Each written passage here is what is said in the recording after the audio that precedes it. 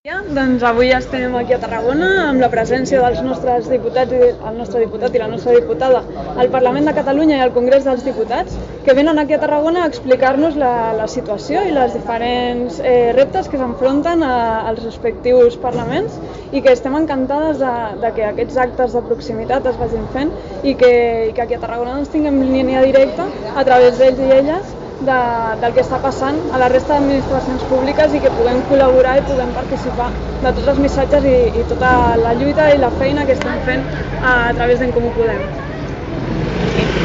Com comentava la Carla, avui hem vingut, ara tenim un acte en el que parlarem de quina feina estem fent des de les diferents administracions, i jo particularment el que faré serà explicar l'acord de pressupostos. Un acord de pressupostos que, a més de totes les mesures socials que sabeu que contenen i que hem anat dient, per exemple, multiplicant les beques menjador o treballant per l'escola inclusiva, reduint les llistes d'espera, posant diners per habitatge, que sabeu que és un dels grans problemes que tenim en el nostre país, l'accés a l'habitatge. També hi ha un tema que jo crec que és important i del qual es parla poc, que és que hem estirat al govern de la Generalitat a que posi en marxa d'una vegada per totes el Pla Nacional per la Indústria. Fins ara aquest Pla Nacional per la Indústria només estava executat al 20% i amb el nostre acord arribarem a executar-lo en 2020 entre el 80 i el 90%. I jo crec que per a un lloc com el Camp de Tarragona és un dels temes clau. A més, necessitem una transició ecològica que siga justa, i precisament aquest creixement econòmic que necessitem,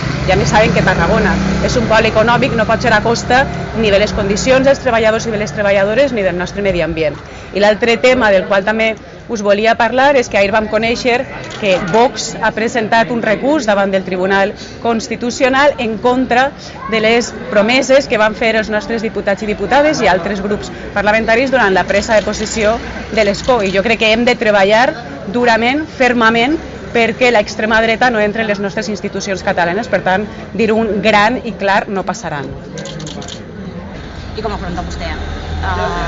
l'inici de les... Doncs molt il·lusionada. Jo crec que estem demostrant des del Parlament, però també des de les diferents administracions, que quan els comuns som decisius torna la política útil. Ho estem fent en el govern de coalició de l'Estat amb polítiques públiques valentes i arrossegant el Partit Socialista cap a posicions de diàleg i de reconeixement del conflicte polític, que fins ara no ho feia, des de diversos ajuntaments també amb polítiques socials que estan posant la vida dels veïns i les veïnes al centre, al Parlament amb l'acord de pressupostos, i ara és necessari que arribi el canvi a la Generalitat. I jo, com a candidata a les primàries, doncs recullo de dalt a baix el ideari de Catalunya en Comú i també poso l'accent en l'ecofeminisme, que jo crec que per un costat ens explica i ens dona una bona eina per a establir unes relacions polítiques basades en el diàleg, en l'acord, en la negociació i en l'empatia, i per un altre costat que posa la vida al centre. I això vol dir que davant la crisi social i la crisi ecològica que estem vivint, doncs hem de pensar que no només hem de fer una transició ecològica que vaja de trobar uns quants llocs verds en els temes de les energies renovables, sinó que hem de repensar el model de consum, de producció, de distribució, i que en definitiva no podem créixer de manera il·limitada sense tindre en compte ni per un costat que estem destruint el planeta, i això s'ha d'aturar perquè el necessitem per a viure, però per un altre costat tampoc pot ser que anem deixant a mitja part de la població enrere.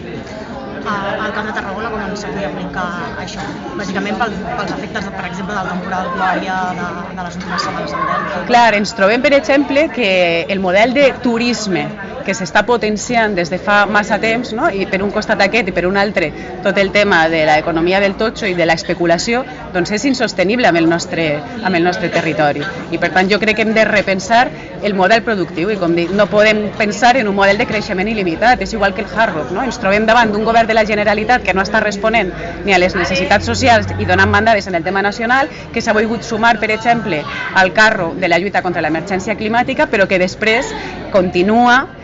insistint en projectes que no són sostenibles des del punt de vista del territori, del turisme, del model productiu, de les condicions laborals, fins i tot que fomenta la ludopatia, com és un projecte com el Hard Rock. Per tant, jo crec que hem de repensar aquest model productiu si realment el que volem són llocs de feina que siguin de qualitat i també amb respecte pel medi ambient.